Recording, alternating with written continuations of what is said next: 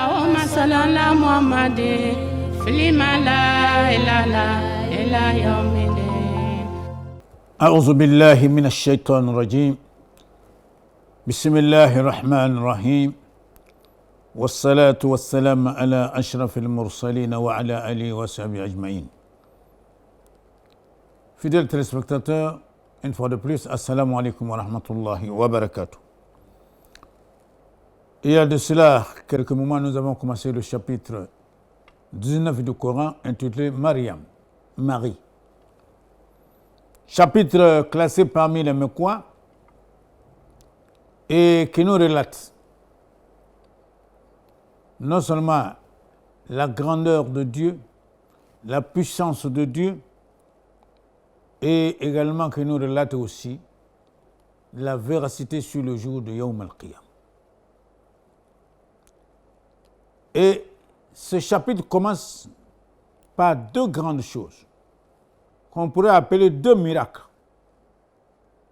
bien que par rapport au Seigneur, il s'agit de montrer sa puissance, surtout dans la création. En effet, dans le chapitre Marie, d'entrée de jeu, nous avons, premier fait, c'est la naissance du côté de Zacharia d'un enfant qu'il n'espérait pas d'ailleurs, bien sûr, à un âge très avancé. Et surtout, qu'il est avec une femme non seulement très âgée, mais stérile. Mais malgré cette situation, comme nous l'avons dit dans les émissions passées, Zacharia, quand il voit Marie avoir dans son lieu d'adoration tout ce dont elle avait besoin, surtout de la nourriture à une période où on n'espérait pas avoir, en posant la question à Marie, comment tu as eu ceci? Et elle répondit que c'est de la part de Dieu. Ce qui va donner donc à Zacharia l'idée aussi d'invoquer le Seigneur. Car n'oublions pas, il a dit depuis le début de ce chapitre que chaque fois qu'il a appelé Dieu, Dieu lui a répondu. Et ici, voyant Marie, donc, il demande à Dieu de lui donner un enfant. Et le Seigneur non seulement répond à son appel, mais donne même déjà le nom de l'enfant qui sera Yahya. Et c'est alors qu'il va s'étonner en disant bien, قال ربي أنا يكون لي غلام وكانت امرأتي عاقر وقد بلغت من الكبر عتيا. Au verset 8, Zacharia de dire ceci: ô mon Seigneur, comment aurais-je un fils quand ma femme est stérile et que je suis très avancé en vieillesse? Donc, ici, il y a deux choses qui font que Zacharia pose le problème au Seigneur. Comment il peut avoir un enfant? Il a son âge qui est très avancé. Et il a une femme aussi, non seulement avancée en âge, mais stérile. Mais Dieu va lui répondre en disant, قال كذلك قال ربك هو علي حين وقد خلقتك من قبل ولم تك شيئا. À Zacharie, alors le Seigneur va répondre en disant, je t'ai créé alors que tu n'étais rien. C'est-à-dire, je t'ai créé du néant, toi, Zacharia. Et pourquoi que tu peux dire aujourd'hui que comment je pourrais te donner ce fils? Et c'est pour ça que Dieu lui répond en lui disant, bien sûr, que je t'ai créé à partir du néant. Et c'est alors que Zacharia va dire au Seigneur de lui donner des signes. قال ربي اجعل لي آية قال آيتك ألا تكلم الناس ثلاث ليال سويا. Au verset 10, ô mon Seigneur, dit Zacharia, accorde-moi un signe. Alors, Dieu va lui dire ceci, ton signe, dit Allah, sera que tu ne pourras pas parler aux gens pendant 3 nuits tout en étant bien portant. Donc, quand il constatera qu'à un moment donné, il ne pourra pas parler aux gens, mais il ne pourra s'adresser aux gens que par des signes. C'est déjà le début donc de l'arrivée de Yahya. Et c'est ainsi que le Seigneur va terminer cette première partie en disant فَخَرَجَ عَلَى قَوْمِهِ مِنَ الْمِحْرَابِ فَأَوْحَى إِلَيْهِمْ أَنْ سَبِّحُوا بُكْرَةً وَعَشِيًّا. Il est sorti donc du sanctuaire vers son peuple, puis il leur fait signe donc de prier matin et soir. Et c'est ainsi donc que va naître ce fils que Zacharie a demandé. Car n'oublions pas, Zacharie a été inquiet. Pourquoi? Parce que sentant, j'allais dire, sa fin proche, et n'ayant pas d'héritier pour continuer ce travail de dawa que lui, il avait commencé. Et c'est ainsi donc qu'il a demandé à Dieu de lui trouver un successeur qui sera donc Zacharie. Et alors pour aujourd'hui, nous parlons de Zacharie. Mais après quoi, nous allons aborder bien sûr l'autre miracle de ce chapitre qui sera la naissance de Isa ibn Maryam, le messager Isa, qui va naître de façon miraculeuse. En effet, dans le Coran, bien sûr, on verra en général, quand Dieu parle de Isa, il dit bien Isa ibn Maryam, Isa, fils de Marie. Pourquoi? Parce qu'il va naître donc d'une femme, mais sans père. Et rappelons rapidement d'ailleurs que notre père Adam alayhi salam a été créé sans père ni mère. Et notre mère Hawa a été créée à partir d'une côte de Adam alayhi salam. Deuxième type donc de création. On aurait pu dire ici, premièrement, sans père ni mère. Deuxièmement, d'un père sans mère. Et troisième possibilité que le Seigneur va nous montrer à travers Isa alayhi salam, c'est la création d'un homme, d'une mère sans père. Et quatrième possibilité, quatrième type de création de la part du Seigneur, c'est la création d'un père et d'une mère, à partir d'un père et d'une mère. Ce qui va être le cas de nous tous de façon générale. Mais comme nous l'avons dit plus haut, le cas de Yahya, c'est qu'il viendra à un moment où son père et sa mère n'espéraient pas avoir d'enfant, à cause de leur âge avancé, de la stérilité de la mère et de l'âge très avancé du père. Et par la grâce donc de Dieu, par la volonté du Seigneur, Yahya va arriver et va être donc de la descendante de Zacharia. Et c'est ainsi que le Seigneur va nous dire au verset 12, Ya Yahya khudh al-kitaba biquwwa wa ataynahu al-hukma as-sabiyya.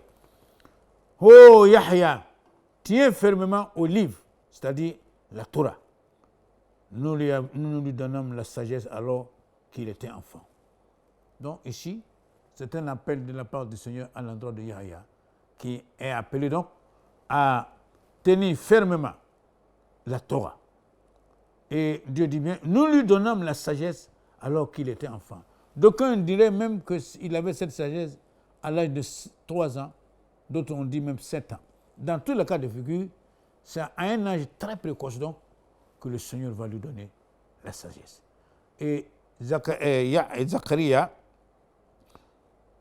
ce fils de Zacharia donc, qui est Yahya, a eu cette chance d'abord donc, de naître, comme nous l'avons dit, un peu de façon miraculeuse. Et il va être cet enfant qui va avoir une sagesse de la part du Seigneur lui-même. Et c'est pour ça que Dieu dit bien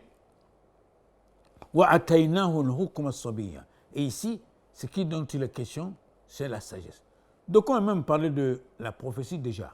Mais dans tous les cas, ce que nous retenons, c'est la sagesse que le Seigneur accorda au fils donc de Zacharie, c'est-à-dire Yahya. Et ensuite, quelles sont les faveurs que le Seigneur va faire à celui-là? Il dit وَحَنَانًا مِنْ لَدُنَّا وَذَكَاءً وَكَانَ تَقِيًّا. Zacharie, Yahya, qu'est-ce que Dieu dit? Qu'il va lui donner aussi la tendresse de sa part et la pureté. Ça veut dire donc, il ne sera pas quelqu'un de brutal. Et il sera quelqu'un donc de pur. Et c'est ainsi que le Seigneur va nous dire وَحَنَانًا مِنْ لَدُنَّا وَزَكَاءً وَكَانَ تَقِيًّا وَبَرًّا بِوَالِدَيْهِ وَلَمْ يَكُنْ جَبَّارًا عَصِيًّا. Au verset 14, alors Dieu dit bien, il va être dévoué envers ses pères et mères, c'est-à-dire il sera respectueux en l'endroit de son père et de sa mère. C'est une qualité, car cela n'est pas donné à tout le monde. Et ici, Yahya, non seulement Dieu lui accorde la tendresse, la pureté, mais quelles sont les autres faveurs? Il va être donc très respectueux à l'endroit de son père et de sa mère. Et c'est ce que le Seigneur nous dit ici, en nous disant وَبَرًّا بِوَالِدَيْهِ وَلَمْ يَكُنْ جَبَّارًا عَصِيًّا. Et non seulement il était respectueux de son père et de sa mère, et il ne fut ni violent, ni désobéissant à l'endroit de ses parents. Et enfin, qu'est-ce que Dieu nous dit à propos toujours de Yahya? Il dit وَسَلَامٌ عَلَيْهِ يَوْمَ وُلِدَ وَيَوْمَ يَمُوتُ وَيَوْمَ يُبْعَثُ حَيًّا. Et enfin, que la paix soit sur lui le jour où il naquit, le jour où il mourut et le jour où il sera ressuscité vivant. Donc, Zacharia, pour parler donc bien sûr toujours de son fils Yahya, Dieu dit bien que la paix soit sur lui le jour où il naquit. C'est-à-dire, à sa naissance, il va être sécurisé contre le shaitan. C'est une autre faveur que Dieu lui fait. Ensuite, le jour, il va mourir également, Dieu lui dit bien, il va être protégé. Et surtout contre les épreuves de la tombe. Et bien sûr, au jour de la résurrection, il sera parmi les habitants du paradis. C'est ce que le Seigneur résume dans ce verset en nous disant وَالسَّلَامٌ عَلَيْهِ يَوْمَ وُلِدَ وَيَوْمَ يَمُوتُ وَيَوْمَ يُبْعَثُ حَيًّا. Au verset 15, le Seigneur donc nous dit bien que la paix soit sur, bien sûr, Yahya, sur lui donc, le jour où il naquit, c'est-à-dire la protection dont il bénéficiera contre les méfaits du shaitan. Et bien sûr, le jour où il mourra, Dieu aussi le protégera contre les épreuves de la tombe. Et surtout, le jour où il sera ressuscité vivant, le jour de Yawm al-Qiyamah, où il bénéficiera bien sûr de son entrée dans le paradis. Bi'iznillah. C'est là, on peut dire donc que s'arrête le récit de Zacharia et de son fils. Et il faut bien le dire, premièrement, Zacharia, malgré son âge et la stérilité de sa femme, va avoir un fils qui se nommera Yahya. C'est Dieu même qui donne le nom Yahya, car il dit bien qu'il n'a pas eu d'homonyme avant. Et ce fils de Zacharia va bénéficier de beaucoup de faveurs. Premièrement, il bénéficiera de la sagesse à sa tendre enfance. Et ensuite, il ne sera pas violent. Il sera très obéissant envers son père et sa mère. Et surtout, on dit qu'il était d'une grande pureté. Et il est bon de rappeler d'ailleurs que Zacharia a eu ce fils à un âge, comme nous l'avons dit, très avancé. Mais Yahya est évoqué 5 fois au moins dans le Coran. Il est cité 5 fois dans le Saint-Coran pour dire qu'il fait donc partie de cette lignée des messagers de Dieu. Et il est dit également qu'il sera parmi les apôtres du prophète Isa alayhi salam quand ce dernier sera là. C'est là donc que nous pouvons dire que s'arrête la première partie de ce début de ce chapitre Marie. Alors, au verset suivant, qu'est-ce que le Seigneur nous dit? وَاذْكُرُوا فِي الْكِتَابِ مَرْيَمَ إِذِ انْتَبَذَتْ مِنْ أَهْلِهَا مَكَانًا شَرْقِيًّا. Alors, verset 16, qu'est-ce que Dieu nous dit? Mentionne dans le livre, c'est-à-dire dans le Coran, Marie, quand elle se retira de sa famille en un lieu vers l'Orient. Et nous avons déjà dit, Marie, d'abord, premièrement, il faut se rappeler, quand sa maman a demandé à Dieu de lui donner un enfant, qu'elle va consacrer à l'adoration de Dieu. Et à la naissance, la mère de Marie va avoir une fille. Mais, parce qu'elle pensait avoir un garçon, mais Dieu décide de lui donner une fille dont elle va donner le nom, qui est Marie. Et Marie va se consacrer bien sûr à l'adoration du Seigneur dans le temple. Et c'est ainsi que Dieu ici nous rappelle ce récit important, s'agissant donc de la mère du prophète Isa alayhi salam. Et c'est pour ça que donc Dieu dit وَاذْكُرُوا فِي الْكِتَابِ مَرْيَمَ إِذِ انْتَبَذَتْ مِنْ أَهْلِهَا مَكَانًا شَرْقِيًّا. Mentionne dans le livre, c'est-à-dire dans le Coran, Marie, quand elle se retira de sa famille en un lieu vers l'Orient. Et d'aucuns disent bien sûr, c'est-à-dire à l'est du temple où elle adorait Dieu. Et ensuite, qu'est-ce que le Seigneur nous dit? فَاتَّخَذَتْ مِن دُونِهِمْ حِجَابًا فَأَرْسَلْنَا إِلَيْهَا رُوحَنَا فَتَمَثَّلَ لَهَا بَشَرًا سَوِيًّا. Alors, au verset 17, elle mit entre elle et eux un voile. Donc, pour se consacrer exclusivement à l'adoration de Dieu, elle va mettre un voile entre elle et son peuple. Et c'est ainsi donc, elle pourra se consacrer entièrement à l'adoration de Dieu. Et ainsi, donc le Seigneur ici nous dit, elle mit entre elle et eux un voile. Et après, qu'est-ce que Dieu dit? Nous lui envoyons notre esprit, c'est-à-dire l'ange Jibril alayhi salam. Fidèles téléspectateurs, nous sommes donc au commentaire du Saint-Coran. Notre effort, l'effort humain pour comprendre la parole de Dieu. Et pour ce soir, nous sommes sur le récit, sinon l'histoire de la naissance du prophète Isa alayhi salam. Et ainsi, premièrement, Marie va donc s'éloigner un peu de son peuple pour se consacrer à quoi? À l'adoration. Donc, فَاتَّخَذَتْ مِن دُونِهِمْ حِجَابًا فَأَرْسَلْنَا إِلَيْهَا رُوحَنَا فَتَمَثَّلَ لَهَا بَشَرًا سَوِيًّا. Alors, c'est en ce moment que Dieu va lui envoyer l'ange Jibril. Mais est-ce que l'ange Jibril vient sous forme d'un ange? Bien sûr, non. Et c'est pour cela que Dieu dit فَتَمَثَّلَ لَهَا بَشَرًا سَوِيًّا. Et ainsi, l'ange Jibril va se présenter à elle sous la forme d'un homme parfait, c'est-à-dire d'un jeune homme parfait. Car imaginez-vous un seul instant, si Jibril alayhi salam venait sous la forme angélique, c'est sûr et certain que cela aurait effrayé énormément Marie. Et c'est ainsi qu'il vient sous cette forme humaine, mais bien sûr d'un homme parfait ici. Et c'est ainsi donc que Dieu nous dit قالت إني. Et Marie, donc quand Marie voit cet homme, bien sûr qui est l'ange Gabriel, qu'est-ce que cela va l'étonner, bien sûr, parce que n'oublions pas, elle s'était retirée un peu. Elle a mis un voile entre elle et les gens. Et c'est là que Dieu nous dit فَأَرْسَلْنَا إِلَيْهَا رُوحَنَا فَتَمَثَّلَ لَهَا بَشَرًا سَوِيًّا. Nous lui envoyons alors notre esprit, c'est-à-dire l'ange Jibril alayhi salam, qui va venir sous forme humaine. قالت إني أعوذ بالرحمن منك إن كنت تقيا. Et quand Marie voit donc, j'allais dire ce jeune homme qui est bien sûr l'ange Jibril alayhi salam, qu'est-ce qu'elle dit? Je me réfugie contre toi auprès du tout miséricordieux. Si tu es pieux, ne m'approche point. Et ici donc, Marie demande refuge auprès du Seigneur. Pourquoi? Elle a peur de cette rencontre. Car une femme qui n'a jamais connu un homme et qui brusquement, surtout dans sa retraite, j'allais dire, voit un homme qui l'approche. Vous voyez la peur que cela peut créer. Et c'est pour cela que ici Marie va dire, je me réfugie contre toi auprès du tout miséricordieux.